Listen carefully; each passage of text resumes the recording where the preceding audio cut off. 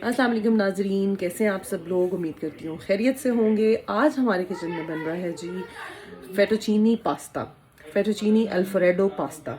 बहुत मज़े का बनता है, बहुत ही सिंपल सी रेसिपी है। चलें जी चलते हैं रेसिपी की तरफ। इसके लिए हमने एक कढ़ाई ले लिया, उसमें डालेंगे हम सबसे पहले 2 to 3 टेबल स्पून ऑयल, बस इतना से, ठीक है। ये जी, अब हम इसमें डालेंगे, हल्का सा ये गर्म हो जाए फिर मैं डालूंगी इसमें चिकन।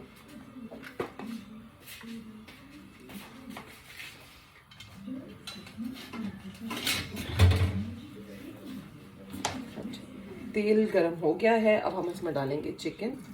चिकन को आपने ना इस तरह जूलियन कट में कट कर लेना है, ऐसे बहुत छोटी बोटी नहीं करनी, लंबाई के रुख में ऐसे काटना है। बोनलेस लेंगे हम।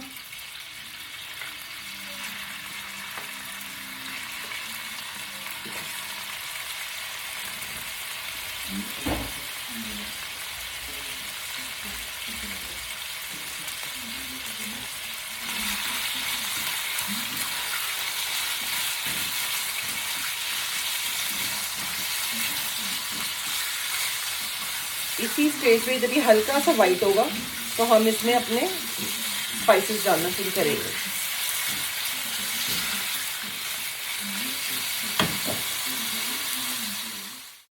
जी नाजरीन, चिकन हमारा फ्राई हो रहा है बहुत अच्छे से। अब हम इसमें अपने स्पाइसेस ऐड करेंगे।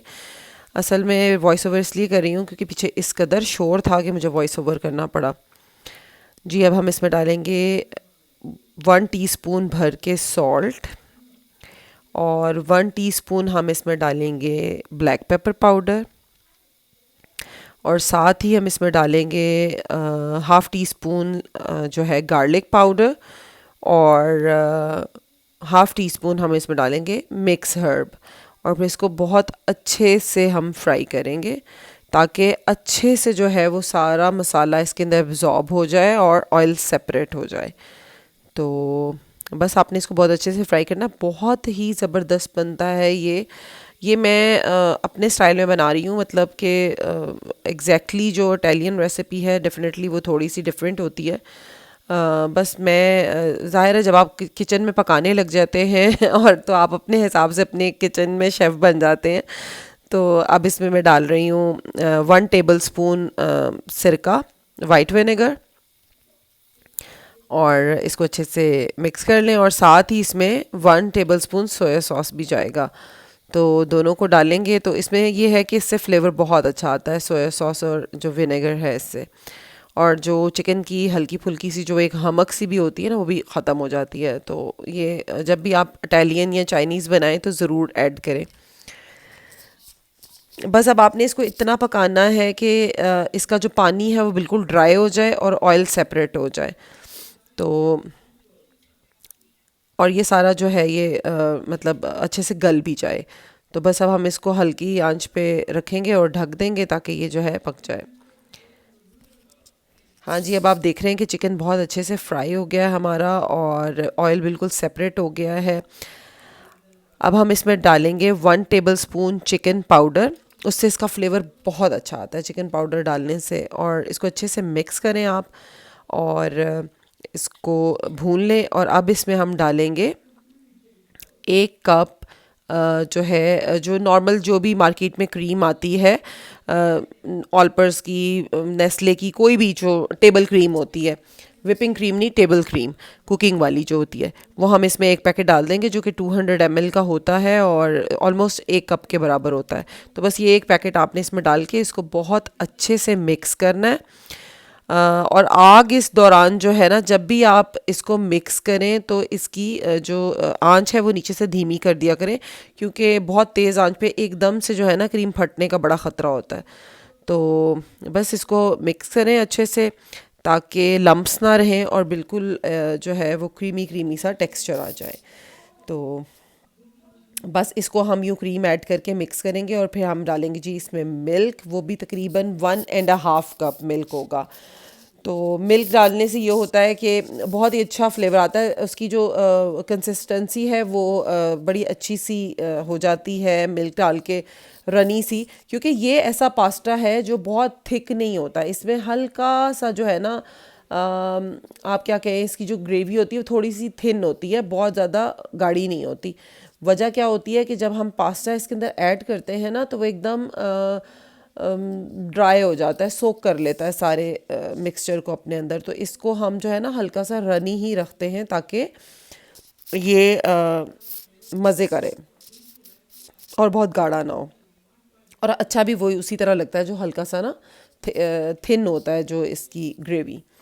तो बस आपने इसको इस तरह से करना है जिस तरह से मैं आपको बता रही हूँ। और इसमें चीज़ आप कोई भी ऐड कर सकते हैं। मेरे पास इस वक्त ये जो है ना स्लाइसेस पड़े हुए थे तो मैं ये डाल रही हूँ। अगर आपके पास नॉर्मल दूसरी श्रेडेड चीज़ भी है वो भी डाल लें, लेकिन डालनी आपने इसमें मोज़रेला चीज़ है वो डाल लें। मैंने 3 स्लाइसेस लिए थे क्योंकि इस वक्त मेरे पास घर में यही पड़े हुए थे। तो आप कोई भी जो है चीज़ लें, हाफ़ कप आप इसमें डाल दें, तो उससे ये कि बहुत अच्छा फ्लेवर आता है। तो इसको डाल के बहुत अच्छे से मिक्स कर लें ताकि वो प्रॉपर जो है ना उसका अच्छा सा टेस्ट आ जाए और अच्छे से मिक्स हो जाए। तो बस ये है, कोई हार्ड एंड फास्ट रूल नहीं है। आप किचन में आते हैं, अपनी मर्ज़ी से रेसिपीज़ को जो है अपने मुताबिक बनाकर पकाते हैं। बस ये कि फ्लेवर अच्छा होना चाहिए और आइडियाज़ होना चाहिए आपके पास कि आप कितने इनोवेटिव हैं और चीज़ें ट्राई करते हैं। बहुत मज़े की ये रेसिपी है।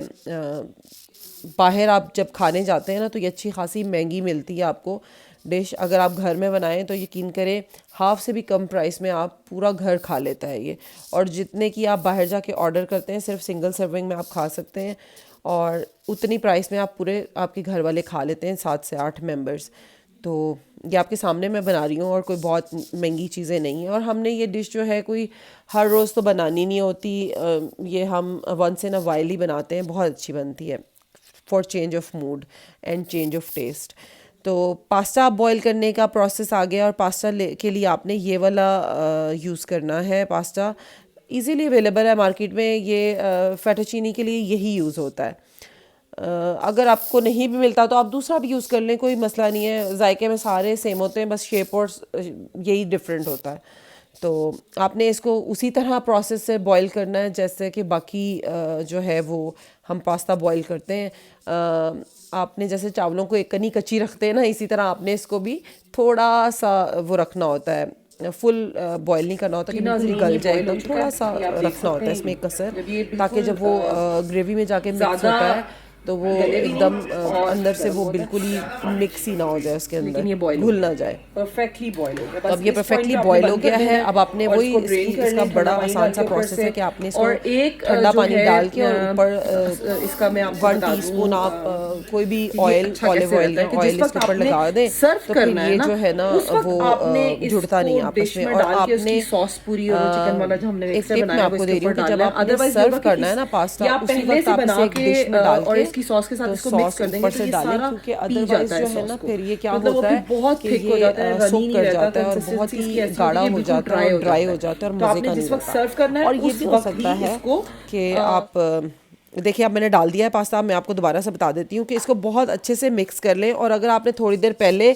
पास्ता डाल के रख दिया है ना और वो गाढ़ा हो गया है, तो आपने क्या करना है कि थोड़ा सा मिल्क, जिस वक्त आप सर्व करने लगे हैं ना उस वक्त आपने इसके अंदर थोड़ा सा मिल्क डाल के तो इसको रख देना है। इसको दोबारा से तेज़ आंच में पका लेना है, ताकि ये है कि वो जो उसकी कंसिस्टेंसी जो बहुत गाढ़ा हो गया, ड्राई हो गया, तो वो इक्वल हो जाता है, ठीक हो जाता है। ठीक है जी, मेरी रेसिपीज़ देखने के लिए बहुत शुक्रिया। पता नहीं आपको कैसी लगती होंगी, लेकिन मैं अपनी तरफ से बहुत अच्छी कोशिश करती हूँ कि आपके लिए अच्छी अच्छी रेसिपीज़ लाऊँ, या जो भी मैं किचन में बना रही होती हूँ मैं उसको रिकॉर्ड करके आपके लिए वो रेसिपी ले आऊँ। बाकी मेरी वीडियोस को लाइक किया करें, शेयर किया करें, मेरे चैनल को प्लीज़ सब्सक्राइब करें और कमेंट करके मुझे ज़रूर बताया करें कि आपको मेरी वीडियोस कैसी लगती हैं। फेसबुक पे भी मैं शेयर करती हूँ, मेरा पेज आशाज़ किचन के नाम से है, वहाँ पे आके मेरी वीडियोस ज़रूर देखें। Thank you.